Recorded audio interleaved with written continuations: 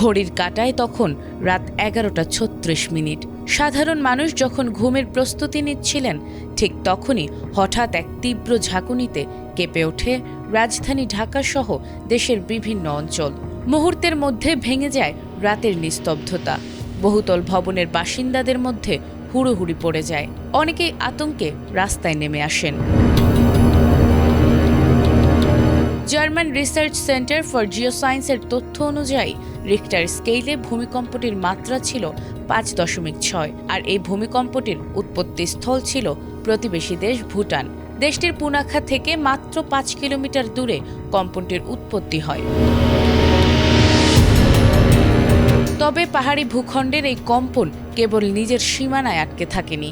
মাটির গভীরে সৃষ্ট এই তীব্র ঝাঁকুনি ভূসীমানা পেরিয়ে একযোগে কাঁপিয়ে দিয়েছে বাংলাদেশ, ভারত, চীন ও নেপাল সহ দক্ষিণ এশিয়ার 5টি দেশকে।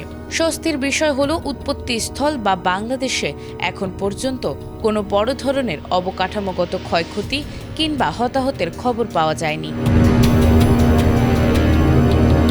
ভূমিকম্প বিশেষজ্ঞরা এই ঘটনাকে একটি বড় ধরনের সতর্কবার্তা হিসেবে দেখছেন। তাদের মতে, হিমালয় অঞ্চল বিশ্বের অন্যতম বিপজ্জনক ভূমিকম্প প্রবণ এলাকা। এখানে মাটির নিচে ভারতীয় এবং ইউরেশীয় টেকটনিক প্লেটের মধ্যে প্রতিনিয়ত সংঘর্ষ চলছে। এই প্লেটগুলোর সক্রিয় নড়াচড়ার কারণে মাটির নিচে বিপুল শক্তি জমা হচ্ছে, যা নিয়মিত বিরতিতে এ ধরনের ভূমিকম্পের সৃষ্টি করছে। বিশেষজ্ঞদের মতে, এই প্লেটগুলোর সক্রিয় গতিবিধির কারণে ভবিষ্যতে যে কোনো সময় আরও বড় ধরনের দুর্যোগের মুখোমুখি হতে পারে পুরো হিমালয় উপদেশ।